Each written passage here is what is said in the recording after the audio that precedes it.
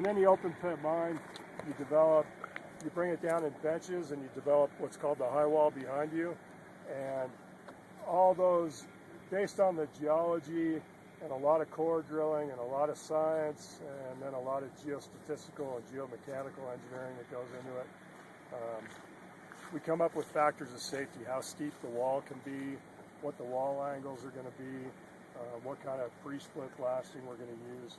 And along with that, then we need to monitor the high walls, and we do that with robotic prism, with basically survey stations that are set up automated, and they're basically robotics is what they're called. And there's prisms placed around the high walls, and over here you can see two white buildings right below the mountains out there on the pit edge. And the small shack has a total station in it that's shooting prisms all the time on these walls over here. And the big one has got a radar in it. And that radar is set up to scan the wall over here on a 24-hour basis. And it'll detect any movement. So that basically goes back to the office where the geomechanical engineers are monitoring that. So a failure starts happening and moving, we get that notice in the office and we can shut down operations and keep everything safe. Back in the 70s, when they got up on the Suresco Ridge there, they hauled all the overburden off to the overburden shop up there from top of Suresco, and then over time there was a lot of water ponded behind that, and so in the early to mid 80s that started to move up there, and it was a failure that just kind of worked over time. It's basically a rock glacier now, and we'll be mining through that as we bring down the phase 2 pit. Now the Bartlett Mountain side was where, this is remnants of the glory hole, right? Yeah, so what we're looking at down here is the phase 1 pit, and this is where all our ore will be coming on from for the next 5 years. And the big high wall behind phase 1 is the phase 2 pit, and we've started to bring that wall down, and we will bring that down and expose the ore as the phase 1 pit runs out. So the last year we've been rehabbing and refurbishing the phase 1 pit to develop the ore, and then building an access across Bartlett Mountain through the old cave zone and glory hole area to get up to the top of Suresco Ridge there to bring down phase 2.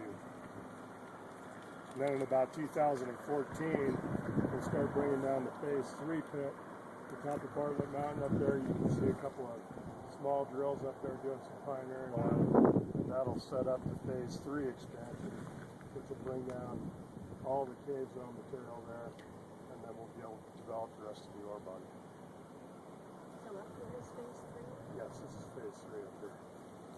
So that's a drill up here that we have. There's two small production drills on the top of Bartlett Mountain. Yeah. They're at about 13,500 feet. And then off here to the left, we have an exploration design that's going back under there. That's a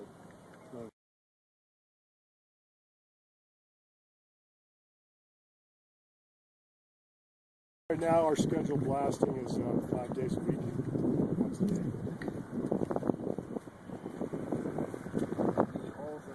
How deep?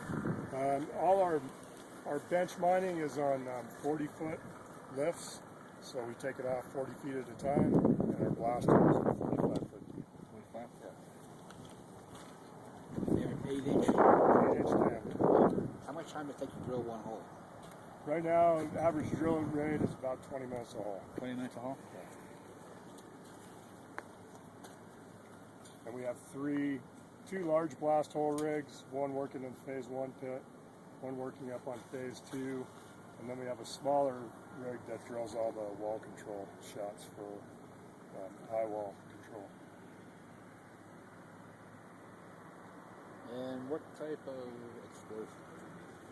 We use an ammonium nitrate-based explosive. We're using a 70-30 blend, which is 70% AMPHO, 30% emulsion, and then we'll use another product that's 100% emulsion.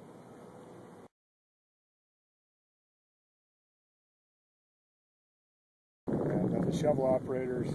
There's 2 large hydraulic shovels. Those are O&K RH340s. They have a 44-yard capacity on them, and that works out to about 16 tons per dipper. And they load that into Cat 789B haul trucks, and those are 190-ton haul trucks. So 3 passes gets a haul truck full with the shovel. And then we have a 994 wheel loader. It's a 23-yard capacity that we use for supplemental production and cleanup jobs. And that basically is our production fleet. And then we have a couple Cat 16M motor graders, 2 Cat 824 rubber tire dozers, and then we have 4 track dozers.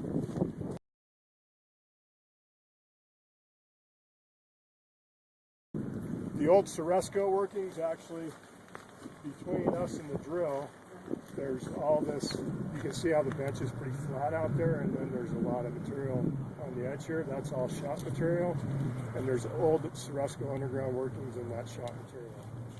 So that drill is sitting on the 11,480 elevation, and then coming down into the ramp system here that goes down to the lowest level right there. That's about the 11,440 elevation, and that's right where one of the levels of the Soresco workings is right in there. That's where there's haulage drifts and the old slusher drifts in there where they were mining ore from back in the old days. Is that before the block cave, or was that part of the block cave? That was part of the block caving operation. There was a Soresco cave that came down there, and so it's part of that. So the drill is actually sitting over in an area where there's underground workings. And then over here on the silica core, this is an area that the Phillipson level went into, and the 600 and 900 level went into, and we're encountering some of the underground workings over in the silica core. But that was mainly haulage drifts and a shop area in there. So we're just about ready to mine through one of the big old shop areas in there.